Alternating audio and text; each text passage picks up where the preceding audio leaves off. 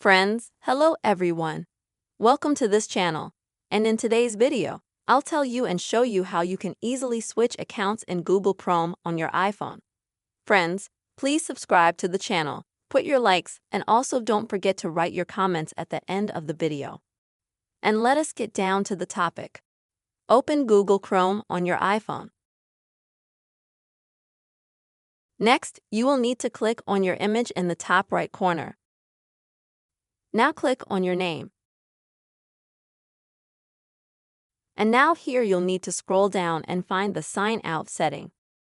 Click on it. Next, sign in.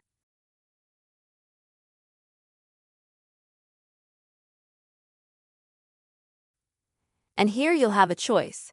You can choose which email you would like to log in from. After you choose a mail, you can also add some new mail. Once you've selected your email, click on it and then sign in. Next, confirm that it is you. And as you can see, right away you will be logged into your mail in Google Chrome. Friends, this is the very simple way you can switch accounts in Google Chrome on your iPhone.